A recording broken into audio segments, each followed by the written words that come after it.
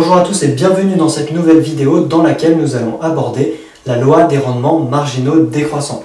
Donc c'est une loi, c'est bien plus qu'une loi, c'est une sorte de théorème qu'on voit dans plein de domaines d'application économique, qu'on a déjà vu dans les précédentes vidéos du producteur, mais dans cette vidéo on va vraiment poser les bases, on va voir comment ça fonctionne. Donc qu'est-ce que nous dit cette loi des rendements marginaux décroissants?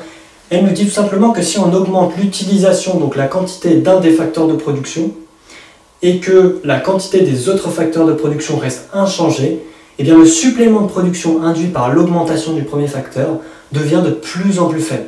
Donc si on regarde ce qui se passe, on a une fonction de Cobb-Douglas, donc y est égal à k1 moins alpha fois L alpha, donc on a deux facteurs de production. Donc si on veut augmenter notre production, on peut soit jouer sur le capital, soit jouer sur le travail. Et qu'est-ce que nous dit cette loi? Cette loi nous dit que si on décide par exemple d'augmenter notre capital, donc nos unités en capital, et qu'on laisse les unités de travail de façon constante, donc admettons on avait K égale 10 et L égale 10, et on décide pour augmenter la production d'augmenter K, mais on laisse L égale à 10. Donc L reste fixe, mais le K augmente.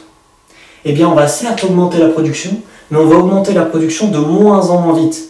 Peut-être que dès qu'on va ajouter une unité, on aura plus 10 de production. Puis on rajoute encore une unité, on aura plus 12. Donc là, on est content.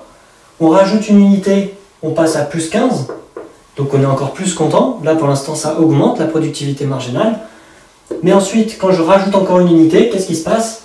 Hop, plus 12. Ça commence à diminuer. Je rajoute encore une unité, plus 9. Donc là, je commence encore à diminuer. Et qu'est-ce qu'on constate? On constate que plus on augmente la quantité de capital, et plus, au début ça augmente et ensuite ça diminue. Donc on va avoir un optima, ici, qu'on va déterminer via des méthodes de Lagrangien.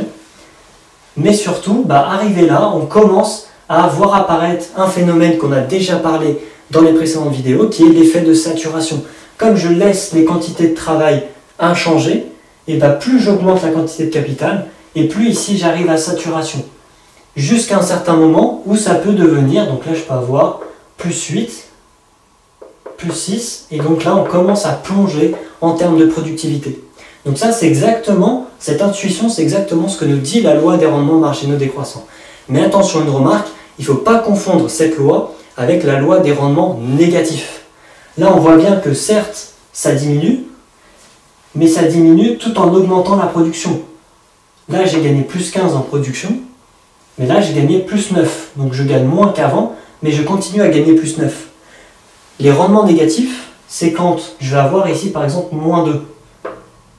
Et ça, ce rendement négatif, ça veut dire quoi? Ça veut dire que si j'augmente d'une unité un capital et que ma productivité marginale est de moins 2, ça veut dire que j'ai tellement saturé mon entreprise de capital que ça me diminue mon niveau de production. Et ça, c'est extrêmement nocif. L'entreprise court à sa faillite. Donc généralement les entreprises, qu'est-ce qu'elles font?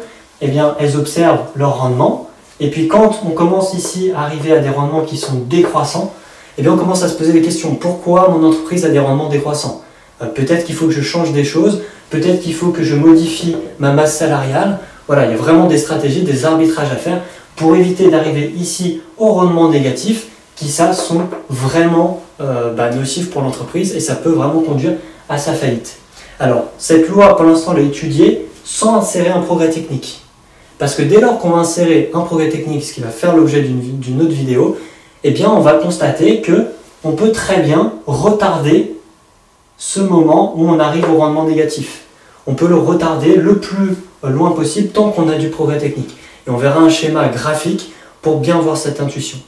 Donc voilà, souvenez-vous bien que la loi des rendements marginaux décroissants, on prend un des facteurs, donc ici on a pris le capital, mais ça aurait pu être le travail. L'autre facteur, on le laisse fixe, et plus j'augmente la quantité du facteur qui est variable, et plus le supplément de production diminue, donc on décélère, comme si on était en voiture, on décélère, on ajoute de moins en moins de production. Donc voilà, j'espère que cette vidéo vous aura plu. N'hésitez pas toujours à liker, à partager, à laisser un commentaire sous la vidéo. Que moi je vous dis à très bientôt dans la prochaine vidéo. Ciao à tous.